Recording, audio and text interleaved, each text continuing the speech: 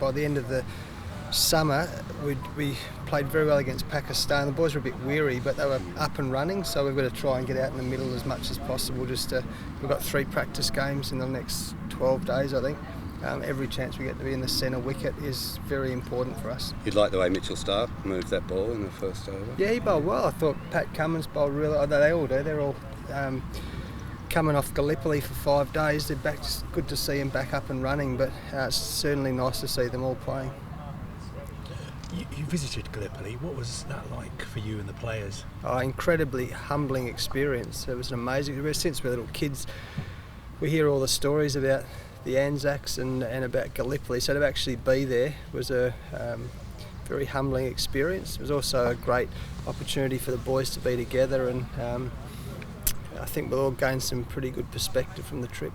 Do you think it's going to make the players even prouder to play for Australia? I think Anzac Day will never be the same for any of us again. We're all very proud Australians. We've talked about making Australians proud of us for what we do, but I don't think it'll make us prouder, but it'll certainly give us a much deeper perspective on what Anzac Day means to us. From a personal point of view, every time I get up at dawn in Australia or wherever we are in the world, I'll certainly be seeing it through different lenses. What are the things keeping you up at night now? You've got through the selection, you've got your 15, so what are the things that are weighing on your mind? You're still thinking about the opening positions? I think now we've got 15, which is great, but then now we've got to squeeze 15 to 11, and there's 15 guys could easily play in the first game against Afghanistan. But I learned these things have a way of working themselves out, and by the time we get to Bristol, I'm sure we'll be pretty clear on what our first 11 is going to be. We're pretty close at the moment, but there's still a few spots up for grabs. We're in the bus playing cards. He's just shadow batting the whole time. He is literally... But he loves batting. I've never seen. He's just shadow batting. On the sand, he's shadow batting. He's in the shower, he's shadow batting. And I'm not joking. You should see him, mate. He just loves batting. So he's just. So from that point, it's great to have him back. And also, Dave's got that look in his eye. He's really hungry. He's a great player, as we all know. He's so dynamic. He brings so much energy. And that's what we ask from our players. It's like you watch Glenn Maxwell field or bowl or bat, he brings energy. Dave Warner always brings energy to the contest. So it's really nice to have them back. And from a broader perspective, it's nice to have them back as well. They've had 12 months to have a good think about a mistake they and the team made. And I'm sure they'll be better people for that. Like I say, last week in Brisbane, he batted beautifully. He played an unbelievable shot of Nathan Coulson-Old there. It was like watching Sachin bat. He's in pretty good shape, I think. Josh Hazlewood said this week, Justin, he's a bit disappointed that he didn't get called up to the Cricket World Cup squad. What was the kind of thinking behind that? Is that just to keep him fresh for the Ashes? No. If he hasn't been playing any cricket, he's come off a second stress fracture in his back, and whilst he's just starting to get up and running in the nets now, he's played 6 white ball games in the last 18 months, and that's T20 and one-day cricket. We know he's a great bowler. He's a brilliant bowler, but it was just such bad timing for him. He's a terrific bloke. He's been vice captain of the team.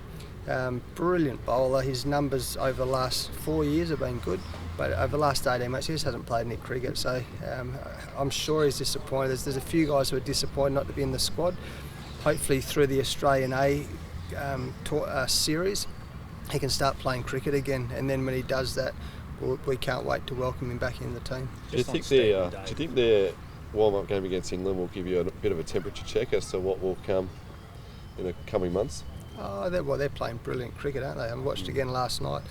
They're obviously the red-hot favourites for the tournament. They're playing here in their home country. They're playing brilliant. They deserve to be the number one team in the world. So we're looking forward to playing them, and there's always good rivalry between us, and it's going to be nice for us to see where we're at against the best team in the world. You've had a pretty genteel start here, lovely setting, but things will ramp up in terms of the focus on the 2 returning guys come next Friday, Saturday. Are you prepared for that as a squad, and what are you expecting, especially from the crowd? Well, we can't control the crowd. What I do know, it might ramp up and it might heat up. I can guarantee you it won't be any hotter than it was 12 months ago.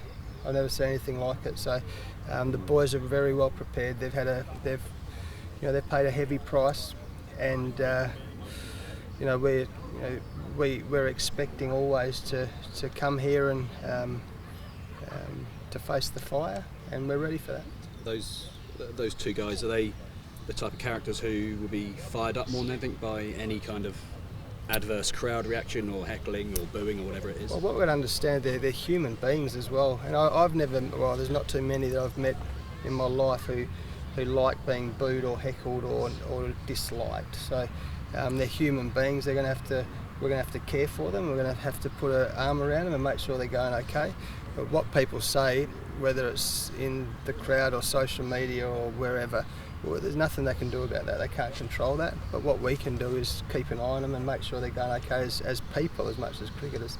How are those two tracking physically? Like, I know Sam just asked, but in terms of fielding, like, do they kind of need to progress a little bit to be, selectable for the first game? Oh, they're selectable. Yeah. Like in terms of like they're fit enough. To Yeah, absolutely. They played. They both fielded in both the three games against New Zealand. Steve's literally in career best shape. I mean, you just saw a 2K time trial. He's in great shape, and Dave Warner is always elite fit. So, in terms of their throwing, they're building it up. Where they've come from surgery, really proud of them, and they're up and running. And are they going to throw like Andrew Simons or Ricky Ponting? Probably not at the moment, but they're certainly working towards that. And just kind of on your strategy, I guess, do you look at what England's doing and the scores they're making in the series? Do you expect that to continue in the World Cup, and does it kind of change your approach to one-day cricket? No. You've asked those questions for 12 months, I reckon. We've been hearing it for 12 months.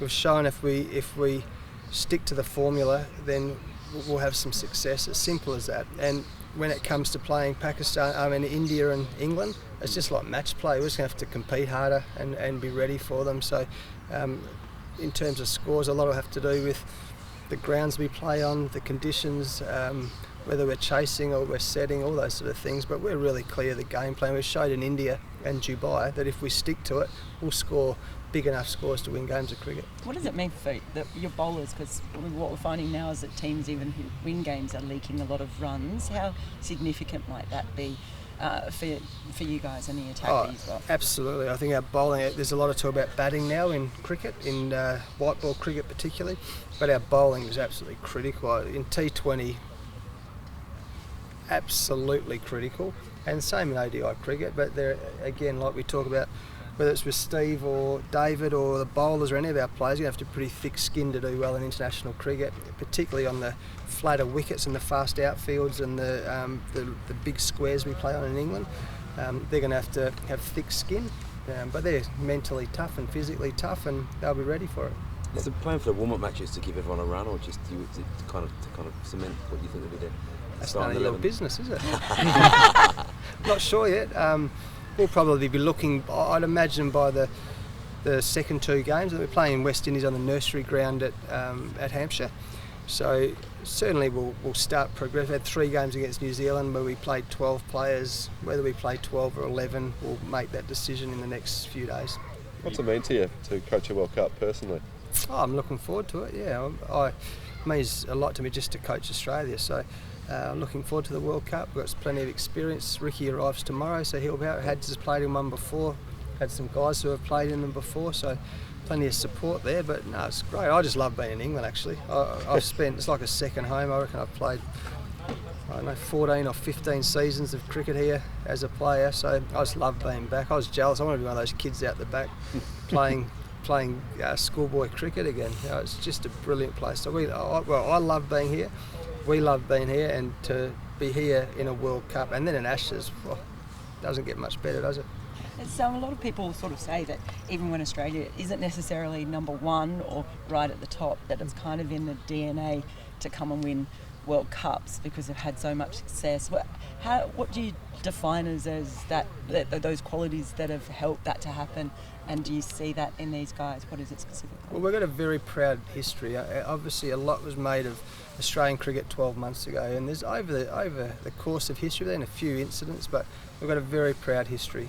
We love our cricket, and we've been good at it. And I've said that again for 12 months. We've got to keep backing that up. When everyone says we've got to start playing like England, we've got to start playing like New Zealand, we've got to start playing like India, so no, we'll keep playing like Australia, because we've had won 4 of the last 5 World Cups, I think, and that's something to be proud of. And the boys are aware of it, and we know if we stick to the Australian way of playing great cricket, well, I've got no idea what's going to happen, whether we're going to win or lose, or how many games we'll win or lose. But if we keep sticking that, history's showing that we'll be pretty good, I think.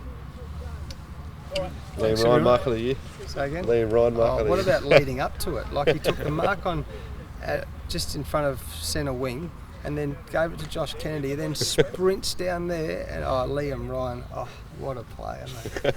What a player.